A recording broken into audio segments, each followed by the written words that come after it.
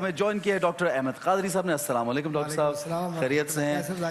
بالکل اللہ کرم. علامہ تقی مہدوی بھائی, السلام علیکم علامہ صاحب, خیریت سے ہیں؟ الحمدللہ. اور عمران الحق کلیانوی صاحب تو ہمارے ساتھ ہیں. جناب آج کا ٹاپک دین و دنیا میں توازن برقرار رکھنے کا تھا, اور میں یہ چاہتا ہوں کہ آپ لوگوں کو کچھ اس بارے میں ضرور تعلیم دیجئے کہ حد سے بڑھ جانا, توازن نہ رکھنا, اعتدال نہ رکھنا, کیونکہ آقا صلی اللہ علیہ وآلہ وسلم کا فرمان ہے کہ ہر چیز میں ایک اعتدال ضروری ہے. تو اس کے بارے میں کیا کہیں گے ڈاکٹر صاحب؟ آپ سے آغاز کریں. اعوذ باللہ من الشیطان الرجیم, بسم اللہ الرحمن الرحیم. مولاي صلی وسلم دائما ابدا علی حبیبک خیر الخلق کلہم یا رب بالمصطفیٰ بلغ مقاصدنا واغفر لنا ما مدایا واسع الکرم. بعد حمد و صلات کے دین اسلام جو قرآن کریم سب سے بڑا معجزہ ہے دین اسلام میں, وہ حکم ہے ادخلوا فی السلم کافہ, کہ اس دائرہ اسلام میں مکمل طور پر داخل ہو جاؤ. تو اب یہ دائرہ اسلام کیا ہے؟ دائرہ اسلام ہے ہی اصل میں توازن کا نام. دائرہ اسلام ہے ہی اصل میں رب کے اور بندے کے رشتے کا نام, اور بندے اور بندے کے رشتے کا نام.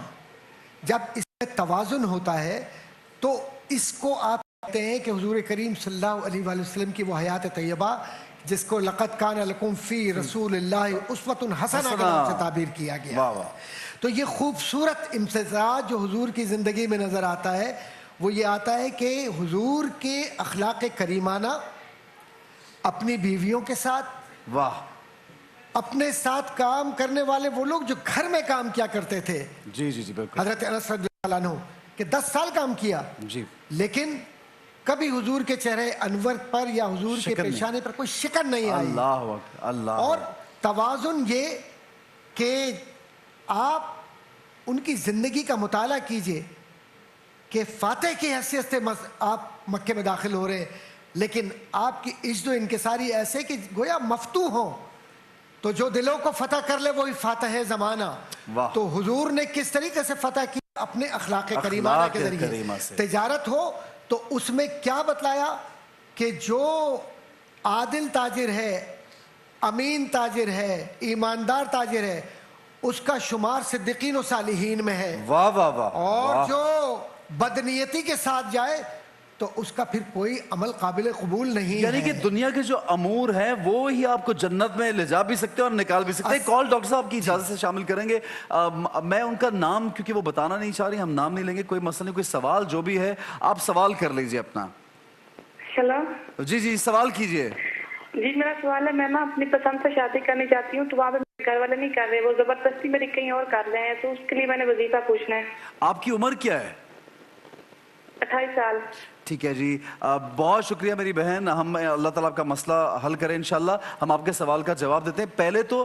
پہلے تو یہ بتائیے کہ والدین کو, تقی بھائی دیکھیے ان کا پورا حق ہے, اور یہ بہت بڑی بات ہے کہ کسی نے ہمیں کال کر کے یہ بات پوچھتی, ورنہ تو لڑکیاں یہ بھی بیچاری جو ہے وہ جسارت نہیں کر پاتی مشکل میں کہ ہم پوچھ ہی لیں یا دل کی بات کہہ دیں. تو یہ علماء کرام یہاں پہ موجود ہے, یہ لوگوں کے لیے ایک تعلیم کا وقت ہے کہ آپ کیا کہیں گے ایسے ماں باپ کے لیے؟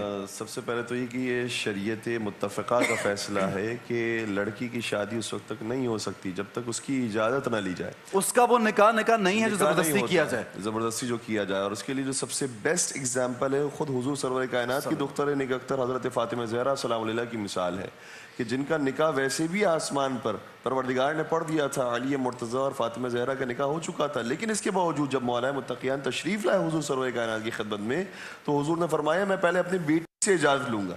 جبکہ جانتے تھے کہ علی مرتضی کے کمالات کیا ہیں, ان کے فضائل کیا ہیں, رد نہیں کیا جائے گا, لیکن یہ سنت قائم کرنی تھی کہ اگر بیسٹ رشتہ بھی آئے تو پھر باوجود بھی ضروری ہے کہ بیٹی سے اجازت لو, اگر وہ راضی ہو تو پھر رشتہ ہوگا, ورنہ واہ واہ واہ کیا بات کی. اور میر انیس اللہ مقام نے کیا خوبصورت امتزاج قائم کیا ہے ان دونوں ہستیوں کے اندر. فرماتے ہیں کہ شمس الضحیٰ علی ہے تو بدر الدجا ہے یہ, واہ واہ واہ, وہ جسم ہے تو جان و دل مصطفیٰ ہے یہ, بحر سخا علی گوہر بے بہا ہے یہ, عبد خدا ہے یہ, عابد ہے زاہد ہے حق پرست ہے خوشخو ہے نیک ہے, دونوں خدا کے فضل سے رتبے میں ایک ہے. تو ہم کف ہونے کے باوجود بھی نبی کی اجازت ہمیں بتا رہی ہے کہ جب تک بیٹی اجازت نہ دے اس وقت تک شادی نہیں. بالکل سے عمران بھائی ان کو کوئی وظیفہ دے دیجئے پڑھنے کے لیے کہ ان کی شادی وہاں ہو جائے چاہتی ہیں. جی اچھا تھوڑا سا اس میں یہ ایک وضاحت بھی کر دوں کہ دیکھیں لڑکیاں بھی جو نا اس چیز میں احتیاط کریں کہ والدین اگر انکار کر رہے ہیں ان کی سالڈ ریزن اگر ہے تو بسا اوقات مس میچ بھی ہوتا ہے رشتہ. صحیح. لڑکی اچھے اسٹینڈرڈ کی ہے سب کچھ ہے, وہ کبھی اسکول وین والے کو پسند کر لیا, اسی طرح کو پسند کر لیا کہ اس کا, یا بہت سے ہوتے ہیں فراڈ کر رہے ہیں, فلرٹ کر رہے ہوتے ہیں, ماں باپ سمجھتے ہیں فلرٹ کر رہے ہیں, تو اس دھوکے میں نہ آئے. دیکھیں سوشل میڈیا کا زمانہ ہے, اگر واقعتاً وہ آپ کے اسٹینڈرڈ کا ہے والدین کن ذہن والی بات بہرحال اچھی تھی, مجھے اچھی لگی کہ کن ذہن والی بات آپ نے بہت اچھی کی کہ کسی ڈم انسان کو چوز کر لیا تو ماں باپ کوئی اچھی رائے دے رہے ہیں. فیلڈ میں آنے کے بعد تجربہ صرف محبت سب کچھ نہیں ہوتا. لیکن ویسے عمران بھائی ہم زیادہ تر جو کیسز دیکھتے ہیں وہ زبردستی کے بہت کیسز ہیں. دونوں طرف میں رکھوں گا. والدین کو بھی چاہیے کہ اگر لڑکی یا لڑکا پسند کر رہے ہیں پیرنٹس کو پریفر کریں, ان کو کنسیڈر کریں. ٹھیک ہے. اور وظیفہ اس کے لیے سبحان الذی خلق الازواج کلھا مما تنبت الارض ومن انفسهم ومما لا يعلمون. آپ اس آیت سورہ یاسین کی آیت نمبر 36 ہے, والدین کو راضی کرنے کی نیت سے بھی اور جگہ رشتہ ہونے کی نیت سے بھی یہ پڑھیے 36 مرتبہ. 36 اور مرتبہ سورہ کوثر 111 مرتبہ پڑھ کے اپنے والدین کے لیے دعا کیجیے کہ وہ راضی ہو جائے. تو انشاءاللہ 40 دن یا اس سے کنٹینیو کرتے رہیں, اللہ نے چاہا ماں باپ اس معاملے میں راضی ہو جائیں گے. تو 40 دن سے وہ بیچاری کی اگر پہلے ہی طے پا رہی ہو تو, لیکن پڑھتی رہیں بس لگاتار, پڑھنا شروع کر دیں, باقی اللہ کے ہاتھ میں ہے. ضیاء الدین صاحب ہے 410 سے. لیکن ڈاکٹر صاحب ایک کسی کا فون آیا, انہوں نے آپ کے کپڑوں کی بہت تعریف کی کہ آپ نے کیا زبردست ویسٹ کوٹ پہنی ہے, میرا فرض تھا آپ کو پیغام ماشاءاللہ, تو وہ بہت آپ کی ویسٹ کوٹ کی تعریف ہوئی. جی 410 سے ضیاء الدین صاحب فرمائیے جی, کیا سوال ہے؟ السلام علیکم جی. وعلیکم السلام. میرا نام ضیاء الدین ہے, 410 سے بات کر رہا ہوں جی. جی میرے بھائی فرمائیے. میرے ماں اس کے لیے وظیفہ مانگ رہے ہیں. شوگر ہے, وظیفہ مانگ رہے ہیں شوگر کے لیے.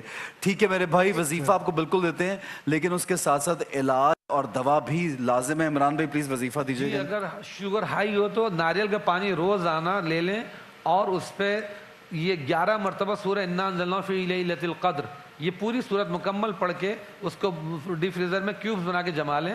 دوپہر کو اگر پیشنٹ ہیں اور روزہ نہیں رکھ رہے تو دوپہر کے کھانے کے بعد ایک کیوب اس کا چوس لیا کریں اور رات کے کھانے کے بعد کر لیں.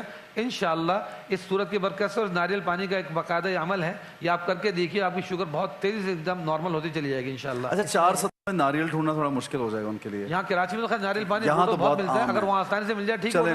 سورہ قدر کوئی آ جا رہا ہو تو کسی سے منگوا لیں. اس میں ایک بات نارمل پڑھ لیں جی, ایک بھی عرض کرنا چاہوں گا کہ تمام بیماریاں, اکثر و بیشتر سوالات آتے ہیں مختلف چینلز پر بھی, تمام بیماریوں کا ایک حل ہے, اور وہ حل یہ ہے کہ نماز پابندی سے پڑھیں, اور دوسرا الحمد شریف 11 مرتبہ پڑھ کر پانی پہ دم کر کے, اور اگر پانی نہیں ملتا تو سینے پر دم کر لیجئے اور ہاتھ پر دم کیجئے اور چہرے پر دم کر لیجئے. انشاءاللہ تعالی سورہ شفا ہے. ٹھیک ہے, تو اس سے فائدہ ضرور پہنچے گا. اور ڈاکٹر صاحب پلیز یہ بھی کلیئر کر دیجئے کہ اسلام میں طبیب کا بھی ذکر کیا گیا کہ آپ پہلے اپنا علاج بھی ساتھ کرائیے. علاج تو کرنا ہے جی, دعا ہونی چاہیے, دوا کے ساتھ ساتھ دعا ہونی چاہیے. جہاں پر بھی بات کی گئی ہے دعا کی تو کہا گیا کہ پہلے اپنی طرف سے کوشش کرو, اپنی طرف سے محنت جاری رکھو, پھر پروردگار پہ توکل رکھو, نتیجہ دینے والی ذات پروردگار. صحیح ہے. تو میرے بھائی دوا ضرور لیجیے گا, اور بلقیس صاحب آئیں گی تو ان سے بھی آپ کے لیے کوئی دوا پوچھیں گے. ایک اور کال شامل کریں گے. آڈینس میں سے اگر کوئی کچھ پوچھنا چاہتے ہیں تو سوال کیجیے اپنا, آڈینس میں جو بھی سوال کرنا چاہیں. جی